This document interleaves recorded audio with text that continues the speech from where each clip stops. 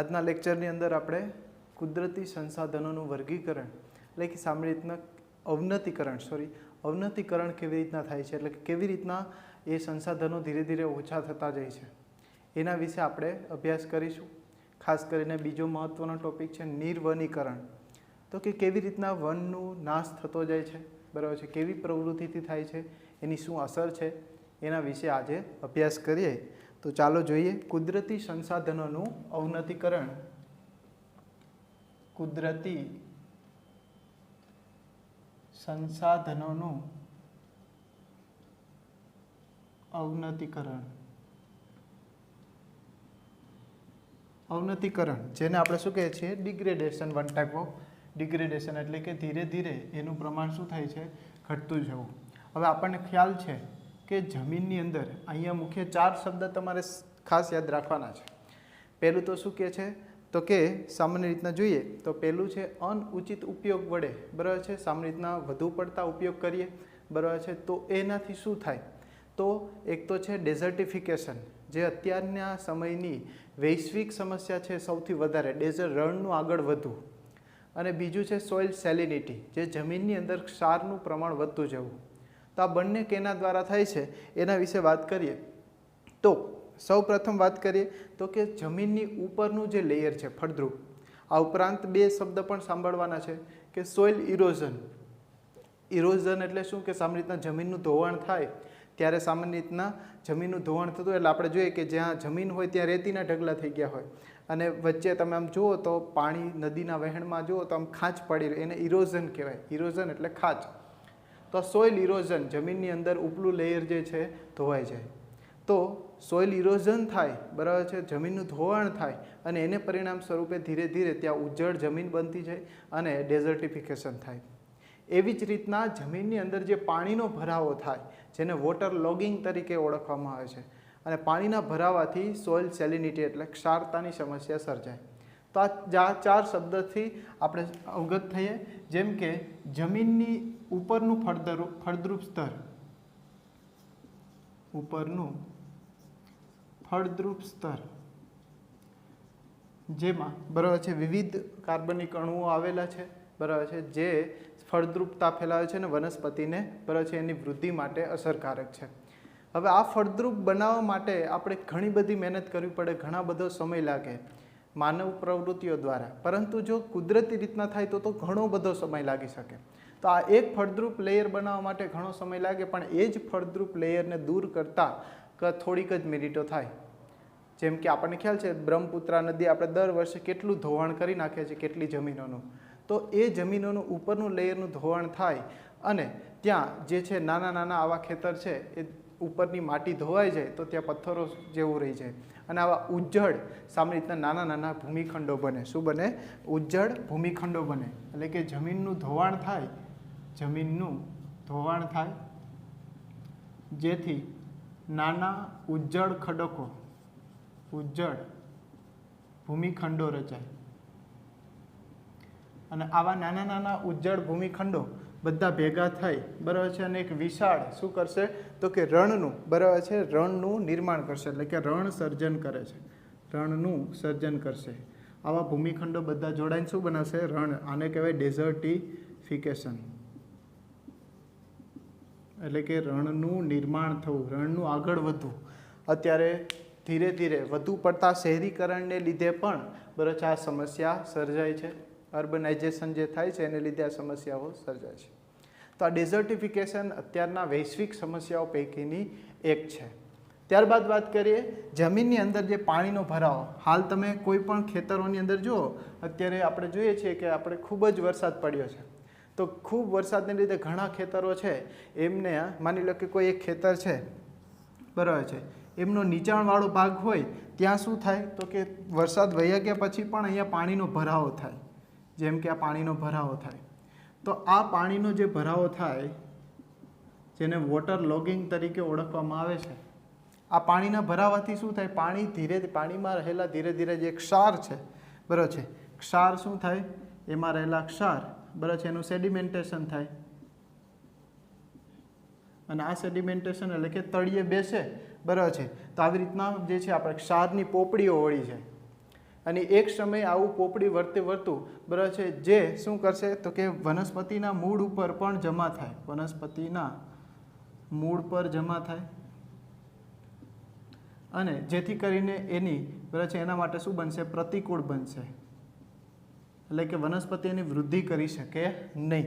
તો આમ જમીનની અંદર જે છે સેલિનિટી એટલે ધીરે ધીરે ક્ષારતાનું પ્રમાણ શું થાય, વધી જાય. તો પાણીના ભરાવાને લીધે બરાબર છે કે ક્ષારનું પ્રમાણ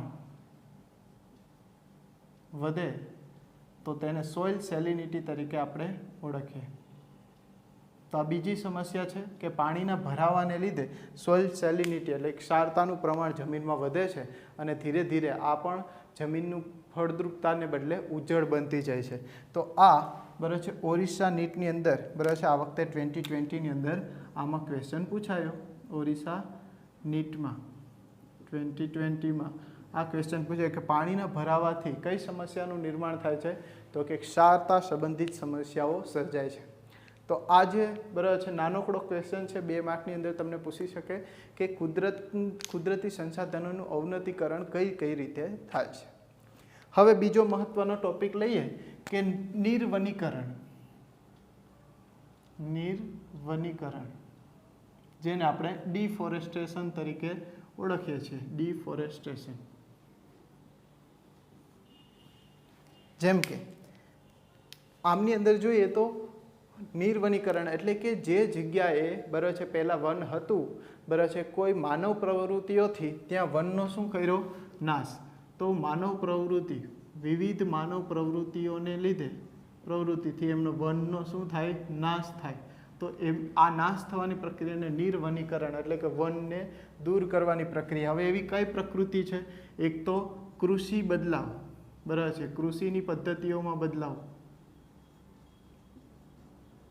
બરાબર છે, એટલે કે જુદી જુદી પેટર્નથી બરાબર છે કૃષિઓનું બરાબર છે કૃષિ વિષયક ભૂમિની અંદર બદલાવ થતો હોય. જેમ કે એનું ઉદાહરણ છે ઝૂમ ઉછેર. ઝૂમ ઉછેર આ પણ 2 માર્કનો નાનકડો એવો ક્વેશ્ચન બને બરાબર છે. ઝૂમ ઉછેર એટલે શું, તો આ એક પ્રકારની બરાબર છે ઉત્તર પૂર્વીય રાજ્યોની અંદર બરાબર છે આ ચાલતી આ પ્રક્રિયા છે. ઉત્તર પૂર્વીય રાજ્યોમાં બરાબર છે પહેલાં તો શું કરવામાં આવે, વૃક્ષોને એટલે કે વન જે છે એને કાપો અને સળગાવોની ખેતી બરાબર છે. કાપે, સળગાવે અને એની જે રાખ છે એને ખાતર તરીકે ભેળવી દે બરાબર છે. અને એ ખાતરમાં સામાન્ય રીતે કાર્બનનું પ્રમાણ વધારે હોય તો જ્યાં સુધી બરાબર છે જમીનની અંદર આવા પોષક તત્વો હોય ત્યાં સુધી એ ત્યાં ખેતી કરશે અને ખેતી કરે. ત્યારબાદ બરાબર છે ખેતી ભૂમિનો શું કરશે, બદલાવ કરે. ભૂમિના બદલાવ માટે એ પાછી પુનઃ પ્રક્રિયા કરે એટલે ફરી પાછી બીજી જગ્યાએ જાય ત્યાં ફરી પાછું વન કાપે બરાબર છે, સળગાવે, રાખ થાય અને ખેતી કરે. એ રાખ જમીનમાં ભેળવી દે અને ફરી પાછું ત્યાં અમુક સમય સુધી ખેતી કરી ત્યાંથી ફરી પાછા આગળની બાજુએ જાય. તો આવી રીતના એક સ્ટેપમાંથી બીજા સ્ટેપમાં આવી રીતના ઝૂમ ઉછેર પદ્ધતિ, આને શું કહેવાય છે, ઝૂમ ઉછેર પદ્ધતિ. તો આવી પદ્ધતિઓ આવી માનવ પ્રવૃત્તિને લીધે વનનો આજે નાશ થાય છે. આ ઉપરાંત આપણે રોજબરોજના જીવનમાં જોઈએ તો આપણની ઉપયોગિતા તો કે બળતણ તરીકે બરાબર છે, બળતણ તરીકે આ ઉપરાંત ઇમારતી લાકડું છે આની પ્રાપ્તિ માટે બરાબર છે સામાન્ય રીતના આ વનનો નાશ થતો હોય છે. સામાન્ય રીતના કેટલાક વધુ પડતી બરાબર છે ચરાણ માટે પછી ગ્રેઝિંગ પાલતુ પશુપાલન માટે જોઈએ તો કે આ બરાબર છે પશુપાલન માટે સામાન્ય રીતના વનનો નાશ થતો હોય છે. આપણને ખ્યાલ છે જૈવ વિવિધતાના ચેપ્ટરમાં ભણી ગયા કે સોયાબીનની ખેતી માટે બરાબર છે સામાન્ય રીતના શું એમેઝોનના જંગલોનો નાશ કરવામાં આવ્યો છે. તો આવી રીતના કુદરતી દિન પ્રતિદિન બરાબર છે આ બધો ધીરે ધીરે વન નાશ થતો જાય છે. સામાન્ય રીતના જોવા જઈએ તો ઉષ્ણકટિબંધીય વિસ્તારોની અંદર સામાન્ય રીતના જોવા જઈએ તો અત્યાર સુધીમાં 40% જેટલો જંગલોનો શું થયો છે, નાશ થયો છે. એની સાથે શીતોષ્ણ કટિબંધની અંદર બરાબર છે 1% જેટલો જંગલોનો નાશ થયો છે. તો આ હાલની બરાબર છે પરિસ્થિતિ છે જે ખૂબ જ દયનીય હોઈ શકે છે બરાબર છે. તો આ ખૂબ જ દયનીય પરિસ્થિતિ, તો આંકડાકીય માહિતી ખાસ આ યાદ રાખવાની છે કે ઉષ્ણકટિબંધમાં કેટલા અને સમશીતોષ્ણ કટિબંધની અંદર કેટલા. ત્યારબાદ જોઈએ કે 20મી સદીના બરાબર છે 20મી સદીના પ્રારંભમાં જે જંગલોનું પ્રમાણ હતું એ કેટલું અને 20મી સદીના અંતમાં એ જંગલોનું પ્રમાણ કેટલું. આ પણ બરાબર છે MCQ પૂછાય તો કે 20મી સદીના અંતમાં જે 30% જંગલો હતા બરાબર છે એ અત્યારે 19.4% જેટલા રહી ગયા છે. આ ઉપરાંત બરાબર છે ભારતીય વન નીતિ જે 1988ની અંદર 1988માં ભારતીય વન નીતિ જે ઘડાઈ એ અનુસાર બરાબર છે મેદાની પ્રદેશની અંદર મેદાની પ્રદેશ એટલે કે સ્થળ ઉપર જોઈએ અમને નીચે તો ત્યાં જે જંગલોનું પ્રમાણ છે એ સામાન્ય રીતના 33% જે છે જંગલો હોવા જોઈએ. એની સાપેક્ષે પર્વતીય વિસ્તારોમાં પર્વતીય પ્રદેશમાં બરાબર છે 67% જેટલું જંગલોનું પ્રમાણ હોવું જોઈએ. તો આ દિવસે ને દિવસે આ પ્રમાણ શું થાય છે ઘટી રહ્યું છે અને જેને લીધે જંગલો નાશ થવાની ચિંતા વરી આવે છે. તો આ જે છે કેટલીક આંકડાકીય માહિતી આપણે યાદ રાખીશું જે MCQની અંદર તમને પૂછાઈ શકે. ત્યારબાદ વાત કરીએ તો વનીકરણ બરાબર છે એનું પરિણામ શું આવશે. નિર્વનીકરણને પરિણામે શું થાય તો વાત કરીએ નિર્વનીકરણ એની શું પરિણામ થાય. જેમ કે જંગલો નાશ થઈ જશે તો શું થશે તો આપણને ખબર છે આગળ પણ ભણ્યા શું તો કે જો જંગલોનો નાશ થાય બરાબર તો નિર્વનીકરણનું પરિણામ આખો ક્વેશ્ચન 3 માર્કમાં પણ પૂછી શકે છે તમને. તો નિર્વનીકરણનું પરિણામ તો કે સામાન્ય રીતના શું થાય પૃથ્વી પર CO2ની સાંદ્રતાનું પ્રમાણ શું થાય સાંદ્રતા વધે.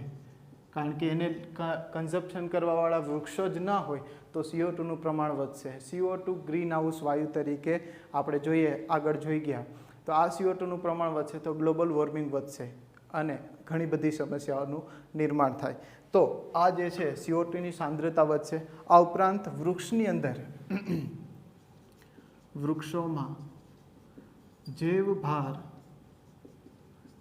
ધારણ ક્ષમતા ઓછી થઈ જાય. એટલે કે વૃક્ષો જે એમનો બાયોમાસ જે કહી શકીએ બરાબર છે એની અંદર શું થશે ઘટતું જશે. એટલે કે જે તમને લીલા હરિયાભર્યા વૃક્ષો જોવા મળશે એમની બદલે બરાબર છે ડ્રાય માસની અંદર તમને જોવા મળશે કે એટલે ડ્રાય એરિયા આખો તમને જોવા મળશે. તો ધીરે ધીરે બરાબર છે વન વગડો આખો ખાલી થતો જશે. ત્યારબાદ જૈવ વૈવિધ્યતાને નુકસાન થાય ડાયવર્સિટી લોસ થશે. જૈવ વૈવિધ્યતા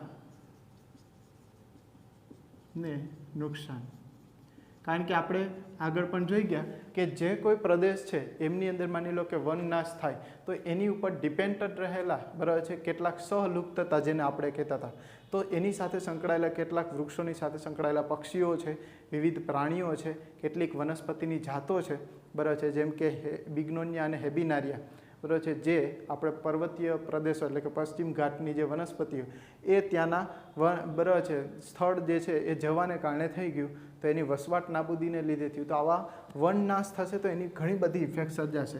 જેમ કે જલચક્ર છે આ ઉપરાંત બરાબર છે પાણીનું જે સાયકલિંગ છે એ જે છે એ રોટેશન શું થઈ જશે બંધ થઈ જશે. આ ઉપરાંત જમીનનું ધોવાણ થાય.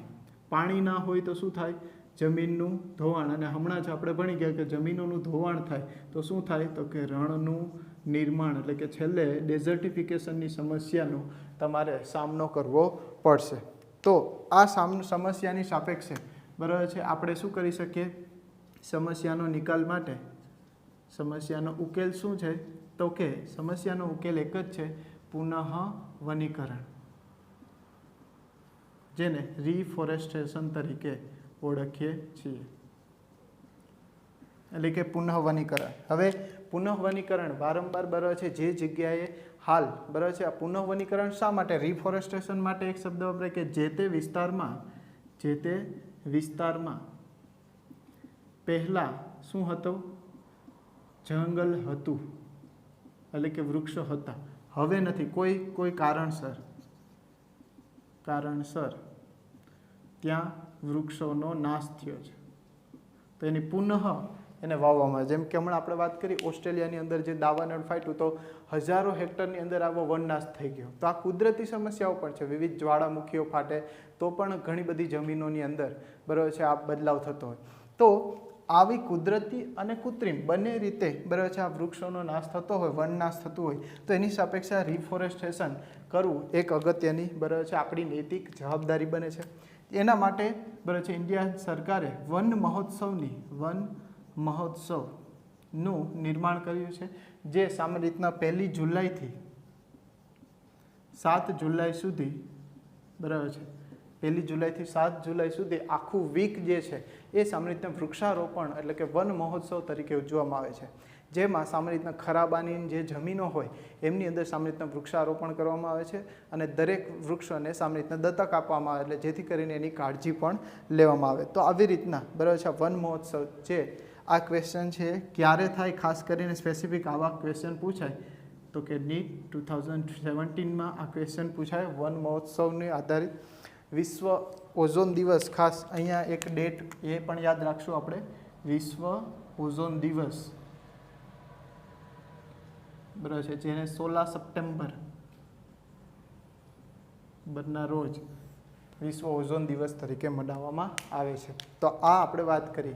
હવે આ જંગલોને બચાવવામાં કેટલાક એવા પણ કિસ્સા છે એના સંરક્ષણ માટે લોકો દ્વારા ભાગીદારી કરવામાં આવી છે. તો એના જે કિસ્સા છે એની વાત કરીએ તો 3 મુખ્ય કિસ્સા છે બરાબર છે. એમાં મુખ્ય 2 કિસ્સા છે એને આપણે ખાસ યાદ રાખીશું. જેમ કે કિસ્સો નંબર 1 બરાબર છે જે રાજસ્થાનના જોધપુર જિલ્લાની અંદર આવેલું 1731માં ઈસવીસન 1731માં બરાબર છે રાજસ્થાનના જોધપુરમાં ત્યાંની જે સ્થાનિક જે છે આદિવાસી પ્રજા કહેવાય બરાબર છે બિશ્નોઈ પ્રજા બરાબર છે, જે જંગલોમાં રહેતી બિશ્નોઈ પ્રજા એનું વન સંરક્ષણ માટેનું યોગદાન રહેલું છે. હવે આ યોગદાન કેવું છે તો કે જેતપુરના જે રાજા હતા બરાબર છે એને પોતાના લાકડાનો મહેલ બનાવવા માટે આ વૃક્ષોને કાપવા માટે સૈનિકો મોકલ્યા. અને એવું કહેવાય છે કે આ સૈનિકો જ્યારે ગયા ત્યારે આ બિશ્નોઈ પ્રજા ઝાડવાને બથ ભરી કે પહેલાં અમને કાપો પછી વૃક્ષોને કાપો. તો એની જીવનની અંદર કેટલું વૃક્ષનું એક મહત્ત્વ રહેલું હશે એ આપણે નોંધી શકીએ. તો આ જે વૃક્ષ જે છે એની પાછળ બરાબર છે પોતે પોતાનું બલિદાન આપ્યું. તો આ જે યોગદાન આ જે ચલાવવામાં આવેલું હતું બરાબર છે આંદોલન, એ જે સામાન્ય રીતના એના બરાબર છે આગેવાન હતા અમૃતાદેવી બિશ્નોઈ બરાબર છે.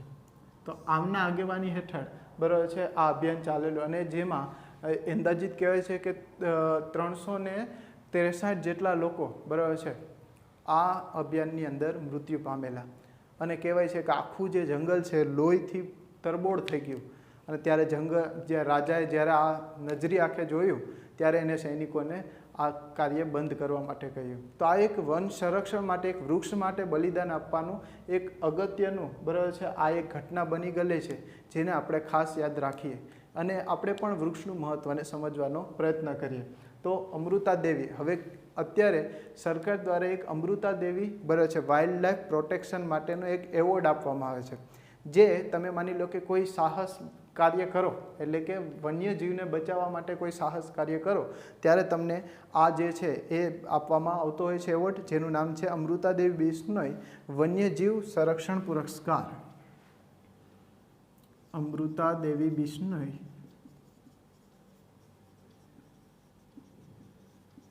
વન્યજીવ સંરક્ષણ પુરસ્કાર. આ પુરસ્કાર કેના માટે છે તો કે વન્યજીવોના બરાબર છે વન્યજીવોના સંરક્ષણ માટે જે લોકોએ બરાબર છે બહાદુરી બતાવી છે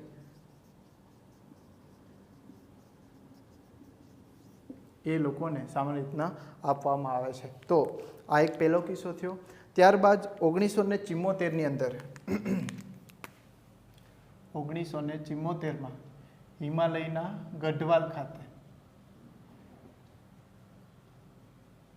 બરાબર છે જે ચિપકો ચળવળ ચાલેલી, એને ચિપકો ચળવળ એવું નામ આપેલું, બરાબર છે. આ ચિપકો ચળવળ બરાબર છે જે દરમિયાન શું થયું હતું કે લોકો બાત ભીડીને વૃક્ષને ચોંટી રહ્યા હતા. તો આવું પણ એક આંદોલન જેને ચિપકો ચળવળ તરીકે ઓળખવામાં છે જે 1974માં, ખાસ અહીંયા સાલ છે એ ઇમ્પોર્ટન્ટ છે. આ બધા ઘટનાઓ બાદ બરાબર છે સામાન્ય રીતે JFM 1980ની અંદર બરાબર છે 1980માં એક JFM બરાબર છે જોઈન્ટ ફોરેસ્ટ મેનેજમેન્ટની સ્થાપના કરવામાં આવી. શું કરવામાં આવી? Joint forest management.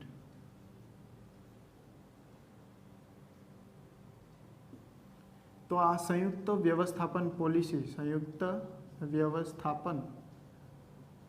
પોલિસી અંતર્ગત સામાન્ય રીતના ત્યાં જે સ્થાનિક લોકો જે જંગલની અંદર રહે છે તો સ્થાનિક લોકો અને વન વિભાગ, ફોરેસ્ટ વિભાગ આ બંનેની સંયુક્ત બરાબર છે સંયુક્ત વન્યજીવના સંરક્ષણ હેતુ સંરક્ષણના કાર્યક્રમો ચલાવવામાં આવે છે. આ ઉપરાંત સાથે સ્થાનિક લોકોને બરાબર છે વનમાંથી મળતી પેદાશો, વનમાંથી જે કંઈ ઔષધો મળે છે, ગુંદર મળે છે, ઔષધો, મધ, ગુંદર જેવી બાય પ્રોડક્ટ મળે છે એ સામાન્ય રીતના આ બધી પ્રોડક્ટ જે છે એ સામાન્ય રીતના સ્થાનિક લોકોને શું કરવામાં આવે છે? આપવામાં આવે છે. તો આમ બંને એ લોકો સ્થાનિક લોકો આ જીવોના સંરક્ષણમાં ભાગીદારી કેળવે છે અને એની સાપેક્ષે એમને વન્યજીવની વનમાંથી મળતી પેદાશો મળે છે. તો આ અંતર્ગત JFM અંતર્ગત હવે બંને સાથે સંકળાઈ અને આવા વન્યજીવોનું સંરક્ષણ કરવામાં આવે છે. તો આ ચેપ્ટરની અંદરથી ખાસ કરીને બરાબર છે એવું કહેવાય છે કે ભણતર કર્યું પણ સાથે ગણવું પણ એટલું જ અગત્યનું છે. આપણે આ બધું જ સમજ્યા, આખું ચેપ્ટર ભણ્યા છીએ, પણ હવે આપણા જીવનની અંદર જો આમાં બદલાવ આવે, કંઈક ને કંઈક પ્રદૂષણને આપણે પ્રદૂષણ ના ફેલાવીએ એટલે પ્રદૂષણ ઓટોમેટિક ઓછું થઈ જશે. તમે જ તમારી રીતના સમજશો તો ભવિષ્યના સારા રાષ્ટ્રનું નિર્માણ કરી શકશો. તો આ પણ આપણે કેળવીએ બરાબર છે અને પ્રદૂષણ ઓછું ફેલાવીએ બરાબર છે એમાં આપણી ભાગીદારી રહે. તો આ જ ચેપ્ટરને અહીંયા પૂરું કરીએ. ફરી પાછા નવા ચેપ્ટરમાં નવા ટોપિક સાથે આપણે ફરી મળીશું. Thank you so much.